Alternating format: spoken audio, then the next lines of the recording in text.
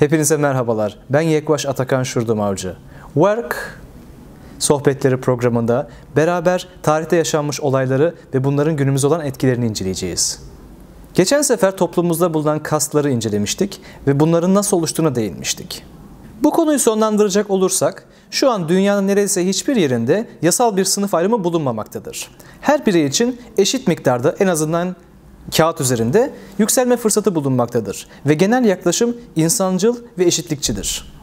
Peki Kâbzemizde prenslerin, soyluların ve diğer bireylerin toplumdaki yeri belirlenmişken biz bu kurallara uymazsak Kâbze'ye karşı gelmiş mi oluyoruz?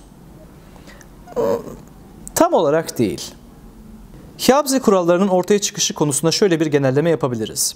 Bir sorun ortaya çıktığında taraflar bir veya birkaç tamade, yani sözü geçen toplum önderi etrafında toplanır ve onların bilgeliği doğrultusunda bunun karara bağlanmasını ister. Tarafları tatmin eden bir karar alındığında da bunun diğer sorunlarda örnek teşkil etmesi veya o tipte bir sorunun tekrarlanmaması amacıyla herkesin katıldığı büyük bir zehes oturumunda Kâbze kuralı halini alır. Bu tip bir uygulamayı günümüz hukuk sisteminde de görmekteyiz. Taraflar mahkemeye başvurmadan arabuluculuk yöntemiyle sorunlara çözüm bulabilir veya bir davanın sonuçlanmasında bir hakimin aldığı karar diğer davalarda örnek teşkil edebilir. Bahsettiğimiz bu kuralların ortaya çıkışında taraf olan veya karar alan kişilerin sosyal statüleri ve ekonomik güçleri etkili olabilir tabii ve kurallar belirli zümrelere avantaj sağlayacak şekilde hazırlanabilir. Örneğin soylu bir aileye mensup bir kişinin bir toplulukta doğal olarak tamade statüsünde gibi görünmesinin nedenlerinden biri bundandır. Çünkü soylular uzun bir süre boyunca ciddi bir güce sahip oldular ve bundan dolayı da eğitim olanaklarına sahiptiler. Bu statülerini göstermek amacıyla günlük hayata etkisi olan ama toplumun işleyişine çok da katkısı olmayan bazı kuralların ortaya çıkmasını da sağlamışlardır. Bunun en tipik örneği giyim kuralları ve kıyafet renklerine dair kurallardır. Adige toplumunda hür köylüler siyah, gri, kahverengi ve kırık beyaz tonlarını giyebilirken soylular mavi ve yeşil kullanabiliyor ve sadece prensler parlak beyaz giyebilirlerdi. Bunun bir sebebi tekstile renk vermede kullanılan boyaların pahalıya mal edilmesidir. Veya bir kumaşı beyaz yapabilmek için çok uzun ve maliyetli bir işlem gerekmesidir. Dolayısıyla bu lükse ayırabilecek kaynağınız varsa zaten belirli bir ekonomik düzeyin üstündesinizdir. Ama bu ekonomik güce sahip olsanız bile sosyal hiyerarşinin değişmemesi için haddinizi bilmeniz sağlanır ve o sınıfa mensup olmadığınız durumlarda bu tip kıyafetleri giymeniz engellenirdi. Benzeri kurallara diğer medeniyetlerde de rastlanır.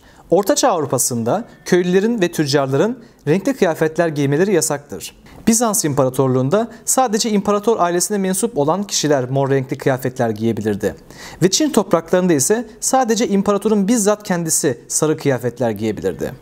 Yine sanayi devrimi sonrasında kimya mühendisliğinin gelişmesiyle beraber tekstil boyaları çok daha ucuza üretilmeye başlandığından renkli kıyafetler giymek gayet hesaplı oluyor ve statü simgesi olmaktan çıkıyor. Bir dakika. Şimdi artık istediğimiz renkli kıyafetleri giyebilecek miyiz? Harbi mi? Ya istiyorsanız neden olmasın? Hem nasıl olsa İtalya'dan takım elbise alacak paranız yok. Ne fark eder ki? Bu anlattığımız örnekle daha önceden yürürlükte olan bir Kâbze kuralının bir üst merciğin kararından bağımsız olarak yürürlükten kalktığını görmekteyiz. Zamanın gerekliliklerine veya anlayışına göre bir heyet tarafından getirilen veya değiştirilen başka bir Kâbze kuralına ise şu örneği verebiliriz. Çoğu kültürde çeşitli eğlenceler esnasında kutlama amaçlı olarak ateşli silahlar kullanılabiliyor. Silah atılması, düğün esnasında evlenen çifti, oynayan bir kızı veya erkeği onurlandırmak için, rekabet sırasında isabet amaçlı veya genel olarak mutluluk ifade etmek üzere yapılabilir.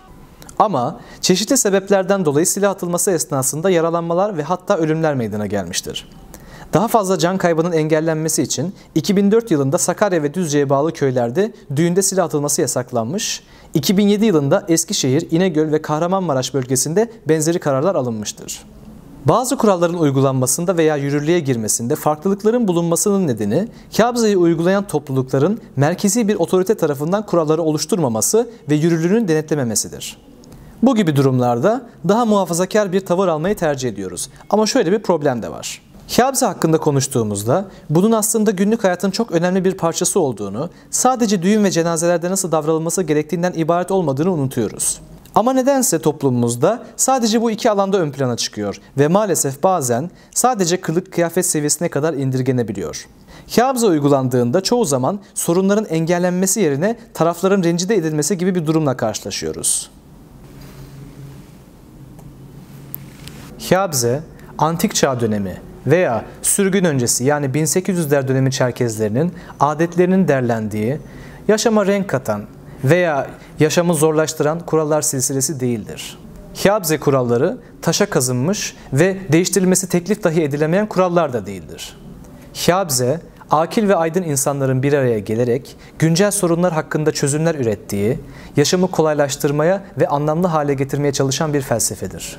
Hiabze toplumunu diğer toplumlardan ayıran nokta, sorunları konuşarak, diyalog kurarak, uzlaşma yoluna giderek çözmeleri ve daha sonra başka problemlerle karşılaşmamak için çok yüksek bir otokontrol göstererek bu aldıkları kararları uygulamalıdır. Ama bunları tartışmadan önce birbirimizin farklılıklarına saygı göstermeli, ondan sonra aynı masada toplanmalı ve medeni bir şekilde birbirimizle iletişim haline geçmemiz gerekmektedir.